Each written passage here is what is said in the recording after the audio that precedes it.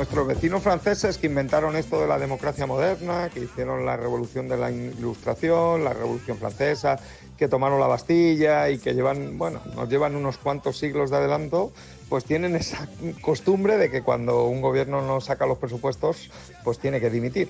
Aquí en España no es que no dimitan, es que ni siquiera los presentan, ni siquiera hacen el intento de ir al Congreso y presentarlos para perder. O sea que nos queda todavía avanzar un poquito en la democracia. Pero bueno, como esto es un programa y una sección de información económica y una columna de información económica, hemos visto tensión en los mercados de deuda pública otra vez, especialmente en la deuda pública francesa, no tanto en la española, que ha mantenido la prima de riesgo con Alemania, pero muy poquita tensión, Francis. Estamos viendo que los inversores están como anestesiados o narcotizados y no perciben el riesgo, no valoran el riesgo, no asumen que pueden pasar cosas malas y siempre confían pues que va a haber un banco central que les va a salvar, que va a haber un gobierno que les va a salvar, que no va a haber otra crisis financiera y bueno, estamos en una situación de falsa estabilidad, donde las primas de riesgo, no solo las de las deudas públicas y la española, sino todas las primas de riesgo mundiales están en mínimos históricos y no es algo normal, porque realmente en el mundo cada vez hay más riesgo, especialmente desde que Donald Trump ha llegado a la Casa Blanca. Entonces, bueno, disfrutemos de esto, aprovechemos para reducir nuestra deuda pública y financiarla con tipos bajos, porque llegará un momento cuando esto cambie que será mucho más complicado. José Carlos Díez abriendo este tiempo de análisis cada lunes y se me ocurría, Juan Luis Manfredi, ¿qué tal? Buenas noches. ¿Qué tal? Muy buenas noches. Aquí no sé por dónde empezar, de verdad, cada día es peor. Escucha, es que se me ocurrió un chiste malísimo escuchando a José Carlos. Bueno, lo comparto también con Pedro Antonio Morejón. Hola, Pedro Antonio, buenas noches. Hola, ¿qué tal? Buenas noches. Es que escuchando a José Carlos cuando decía la toma de la Bastilla y viendo lo de Francia ahora más bien será la toma de la pastilla, porque pero de tranquimacín o de cualquier tipo de, no sé, estas que se toma uno para la ansiedad y estas cosas, ¿no? Porque, joder, de verdad, y mira que lo tenemos complicado aquí también, pero joloba, Juan Luis. Es que fíjate, no me da tiempo a preparar los reportes sobre Francia porque es que está durado 14 horas en la posición, ¿no? Entonces, sí. Este proceso, no sé si llamarlo de italianización de Francia o yo no sé cómo llamar a esto, bueno, pues lo que indica es inestabilidad, lo que indica es falta de proyecto. Mira, Macron desde el minuto 1 dijimos que tiene un problema y su problema es que siendo un líder oportuno, está obsesionado con pasar a la historia. Cuando uno está obsesionado con eso, pues no está lo que hay que estar. Y así le crecen todos los problemas en la casa un día tras otro. No consigue resolver sus problemas de inmigración, no consigue tener una respuesta correcta para los jóvenes, tiene multitud de crisis internas que lo que hace es que crece la alternativa por la derecha, la ultraderecha, como lo quieras tú llamar, el partido de los herederos de Le Pen. Y bueno, Macron va a pasar a la historia, pero a lo mejor no por los motivos que él pensaba. Claro. Bueno, ahora abreviaremos las otras cuestiones porque nos vamos a liar con esto, pero como lo proponías como tema flash, y no me parece mal, Pedro Antonio, si Francia está como está y Alemania estaba prácticamente o casi en recesión, podemos anticipar o pensar, te lo pido en un minuto, que están cambiando las locomotoras europeas cuando vimos a España también posicionada creciendo muy por encima de la media de estos países que siempre han sido los que han tirado del carro.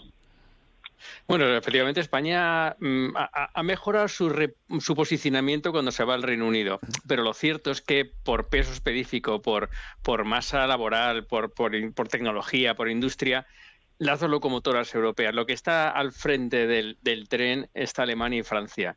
Y España está empujando, pero yo no sé si cuando un vagón empuja las locomotoras eso es bueno o es malo, o lo hace descarrilar. Desde luego está desacoplado, tenemos un problema. Para que Europa crezca, tenemos que crecer todos a la vez. Esa es la clave. Ya. Y ahora tenemos un desacople, dos locomotoras medio paradas. Ya. Bueno, venga, vamos al lío, a la actualidad, aunque la actualidad está sucediendo mientras estamos hablando nosotros, como muy bien dice Juan Luis. Lo primero es ese acuerdo de paz, esta tarde reuniones en Egipto. Es verdad que creo que no se sientan a la misma mesa, que están con los mediadores, hablando la parte israelí y la parte de Hamás. Escuchamos al secretario de Estado norteamericano, Marco Rubio. What I would say is you want to be able to have in Gaza a place Israel has no interest in governing Gaza. They want to turn it over to somebody, some organization that will govern it, that will not build tunnels and sponsor terrorism. Bueno, no sé cómo interpretar lo que está sobre la mesa, qué puede pasar. Es muy difícil en este caso sacar, Juan Luis, la bola de cristal. En todo caso, las negociaciones son en Egipto, que como tú decías, actúa un poco en modo de broker diplomático, ¿verdad?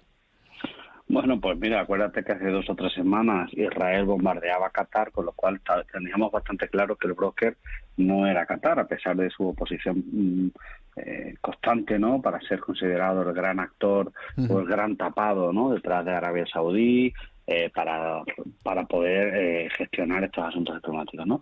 Pero al final es Egipto, ¿no? Egipto otra vez, donde se quiere hacer, pues lo voy a llamar un proceso de paz, pero no tengo ni nada claro en qué consiste, ni quién va a negociar, quién y cómo y con quién. Mira, aquí lo que tenemos sobre la mesa son que Gaza está siendo o ha sido destruida, hay 900.000 desplazados y 68.000 muertos, y al otro lado tenemos un grupo terrorista que mantiene 48 rehenes con vida, suponemos, y otros tantos centenares de cuerpos que no sabemos dónde están, ¿no? Esto es lo que hay sobre la mesa. ¿Pueden sentarse a negociar? Bueno, pues a mí ¿qué me vas a contar? Que soy profesor de diplomacia. Pues claro que hay que sentarse a negociar, a hablar y a conversar, porque es la única manera de poder avanzar en algún punto. La historia es la siguiente. La historia es que no sabemos si el plan es bueno o es malo. Lo único que sabemos es que lo ha promovido el presidente Trump, con lo cual pues muchos tenemos algunas, ¿cómo diría yo?, algunas expectativas, vamos a dejarlo así de manera adecuada, ¿verdad?, pero no tengo muy claro que Israel esté dispuesto a hacer lo que hay que hacer. Repetimos la idea fuerza todas las veces que haga falta. Una vez que Israel ha ganado la guerra, la pregunta es cómo va a ganar la paz, qué es lo que va a hacer, porque lo propio de la negociación es ceder en alguna cosa. De momento lo que ha hecho Israel es seguir con los bombardeos hasta ayer mismo, si no recuerdo mal, y bueno, pues no sabemos muy bien. Lo que sí tengo claro, y concluyo con esto, es que en la región todo el mundo quiere un acuerdo de paz. Yo sé que hemos leído que el acuerdo es malísimo, pero mira, el plan tiene el respaldo de Arabia Saudí, de Egipto, de Emiratos, de Jordania, de Qatar, de Turquía, de Pakistán, de Indonesia, y algo así como el beneplácito, por decirlo de alguna manera, de Rusia y de China. Por tanto, el peor acuerdo será lo mejor posible. No sé si ha quedado muy claro esto, que luego nos bronqueas que en radio no se queda claras las cosas cuando hablo así. ¿No? Se entiende muy bien, pero mira, lo llevó al refranero que se atribuía a una determinada etnia en España que siempre decían que más valía un mal acuerdo que un buen pleito. En este caso, más vale un mal acuerdo que una buena guerra. Con seguridad, vamos. Pues eso es. Con seguridad, ni más ni menos. Bueno, el acuerdo será un desastre, pero será un acuerdo. Efectivamente. Mientras paren de sonar las armas, casi todo será bueno comparado con eso. A ver, de tu campo, de la economía, propones algo que a mí me apetece especialmente escuchar. No sé si es... Me temo que esto no habla bien de mi edad, Pedro Antonio, pero que me apetece escuchar, porque lo veo en lontananza esto de las pensiones y uno no deja de preguntarse cosas. Es verdad que quieres mezclar algo con la cuestión sanitaria, pero lo de la sostenibilidad de las pensiones, sí que me dejes unas pinceladas. Algunas ideas que hay sobre la mesa. Apuntabas una de FEDEA, de la Fundación de Estudios de Economía Aplicada, que, por ejemplo, abogaba por vincular la esperanza de vida con la edad de jubilación ordinaria para hacer a futuro, a medio plazo, más sostenible el sistema. No sé. Hay otro dato, por cierto, me llamaba la atención. Subir un año la edad de jubilación haría reducir la deuda pública en España más de un 25% del PIB en 2060. En 30 años. Sí, la verdad es que poco a poco se van incorporando a esa... ¿cómo decirlo?, mecánica de poder hacer un modelo de predicción sobre algo que nos preocupa a todos muchísimo. Esto es una bomba de relojería. Cada vez somos mayores, hay más gente mayor, sobre todo en Europa, en Occidente. Todos, después de haber trabajado un montón de años, deseamos jubilarnos, a eso genera una pensión, y que cuando analizamos lo que es el peso que tienen las pensiones en los presupuestos de los países es enorme. Entonces, FEDEA y Oxford Economics, que como sabes es una iniciativa económica ligada a la Universidad de Oxford, pues han traducido a Román Paladino para que todos nos entendamos qué ocurrirá dentro de un número razonable de años si vamos aumentando esa edad de jubilación, que ya sabemos todos que se va que se va alargando. Sí. Pero lo que viene a decir es que la ligazón de las pensiones con la deuda es tan potente, es tan fuerte, son cantidades tan enormes, que en 30 años, si aumentamos un año o año y medio, llegaríamos hasta los 68 y medio. No quiero ni pensar, los pobres que les toque, qué horror. Pero solamente con esos años corregiríamos casi una cuarta parte del desajuste de deuda que tenemos en nuestros presupuestos, que recordemos que en Europa está en torno al 100%. En fin, un 25% del PIB solamente alargando la edad de jubilación. Esto hay que gestionarlo bien. Desde luego es una predicción por un organismo muy competente y que nos hace pensar que por ahí van a ir los derroteros. Es decir, los que analizan si merecerá la pena, los inconvenientes que puede tener que una persona ya mayor, pues todavía la alarguen más, bueno, pues económicamente parte claro. Yo no sé si socialmente, yo no sé si humanamente, pero en términos presupuestarios creo que ningún gobernante se va a resistir a la tentación de alargar ese año cuando cada vez hay más organismos que le van diciendo que 1 o 2 años más alargando la edad de jubilación va a suponer mucho dinero en deuda pública, que no olvidemos es el problema económico que estamos viviendo. Todos los demás están supeditados. La deuda es el problema. Y si esto lo puede corregir, mucho me temo que vamos a ir por ahí en los próximos años. Puede ser, pero no tengo yo tan claro que haya, digamos, gobernantes con tantos arrestos para que algo como socialmente impopular, tomar la decisión, aunque sea beneficiosamente económico. En fin, no sé, quiero decir, ya me entendéis por dónde quiero ir. Por cierto, esto Coseo liga en parte un poco también con... aunque es más política, ¿no? Más que economía o hacienda pública, como sería el caso. Con lo siguiente que nos querías proponer, porque esto quizá deberíamos explicar el concepto. Antes escuchamos a Donald Trump y ahora te lo pregunto, Juan Luis. The Democrats are causing the loss of a lot of jobs with their it's a shutdown. It's their shutdown, not our shutdown. It's their shutdown. Los malvados demócratas, los culpables del cierre del gobierno, deberías explicarnos qué es esto del cierre del gobierno. Esto sencillamente es que, si lo simplifico, los museos no están abiertos y los funcionarios no cobran. Básicamente, y además pueden no cobrar un día, 2, 5 o 3 meses, ¿no? La historia es que la Casa Blanca, cuando no puede llegar a un acuerdo, tiene que interrumpir los pagos. No es cancelar los pagos, como en algunos sitios se apunta, sino interrumpir porque se para hasta que se pongan de acuerdo, ¿no? ¿Qué es lo que sucede?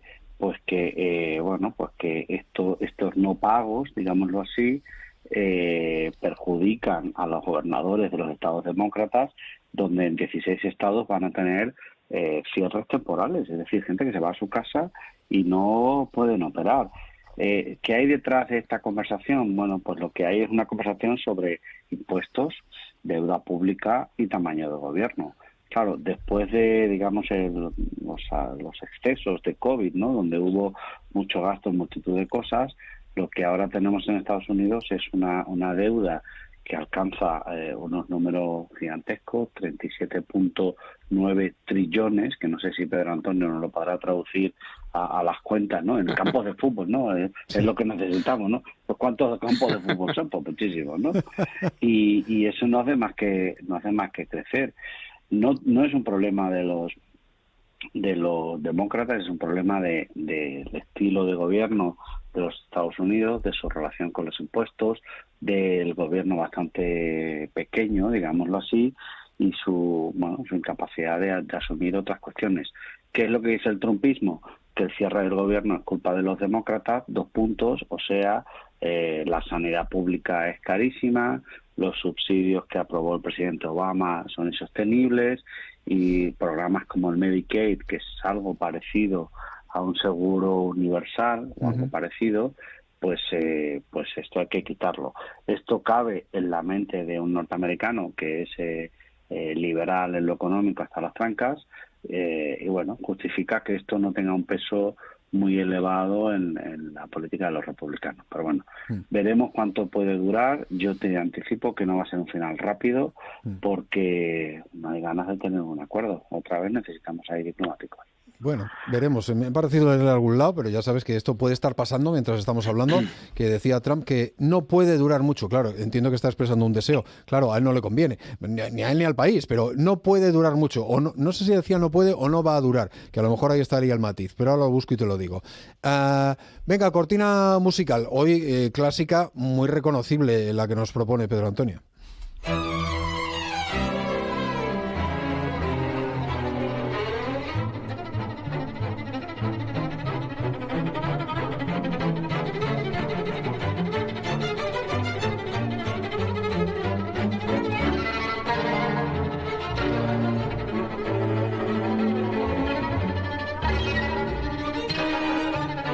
Esto que lo hizo muy famoso, para los que conocían o tenían menos idea de música clásica, lo hizo muy famoso un anuncio, no sé si setentero, ochentero, de un matamoscas, Pedro Antonio, creo recordar, ¿no? Sí, porque es el vuelo del moscardón de Nikolai Rimsky-Korsakov, que lo he cogido porque Rimsky-Korsakov fue un poco el abanderado del nacionalismo musical en Rusia. Y van por ahí los tiros. El nacionalismo, que en la vertiente económica todos somos conscientes de por dónde van los tiros, pero también la música lo acompaña. Y a mí me da que eso del nacionalismo es como que si me metiera un moscardón en el cerebro. Esa es la sensación que tengo, que te llega a volver loco, ¿no? Y lo cierto es que lo que nos está pasando en el mundo es exactamente eso. A veces criticamos mucho lo que está pasando pues en Estados Unidos, con Donald Trump, pero lo cierto es que vivimos el nacionalismo como una especie de atmósfera que estamos respirando todos. Nacionalismo, honestamente, con la mano en el corazón, y disculpo por si soy políticamente un poco incorrecto, pero es lo que pasa con el caso catalán en España, o con el Brexit con el Reino Unido, y lo que está pasando con el posicionamiento y la forma de hacer política de Estados Unidos. Es decir, todo eso está en la casa nacionalismo, en el que uno piensa que lo mejor es lo que tengo, lo que yo denomino el síndrome de T, mi casa, ¿no? Mi casa es lo mejor y fuera hace frío y nos vienen los problemas. Bueno, pues eso se nos está metiendo en la cabeza como ese moscardón que estamos escuchando, y yo creo que nos está perturbando, nos está haciendo perder muchas veces la paciencia, la sensatez, porque es que te vuelve loco. Imagínate cuando se te mete un mosquito en la oreja, pues mira, un moscardón. Bueno, pues ese nacionalismo es el ambiente en el que vamos a trabajar en los próximos años, que lo tenemos en el ámbito local, en el ámbito más regional europeo y, por supuesto, Donald Trump, que sería el paradigma, ¿no? Y además hace que veamos un poco los paralelismos que hay. Bueno, salvando que uno es una democracia, Estados Unidos, y otro es una dictadura como es China, pero en el fondo es el mismo modus operandi. Y en ese modus operandi el nacionalismo es esa batuta rígida que está marcando el paso, ¿no? Y yo, honestamente, que soy muy poco nacionalista en este ámbito, aunque me encanta Rimsky-Korsakov, Sherezade es una maravilla, creo que ahí tenemos un problema que no sé el tiempo que vamos a conseguir vencer o digerir. Lo que está claro es que nos vamos a olvidar de esa maravilla del librecasmismo, de acuerdo, de diálogo con el que todo se intentaba encontrar, como decíais, el peor de los acuerdos aunque sea malísimo, es mejor que un no acuerdo.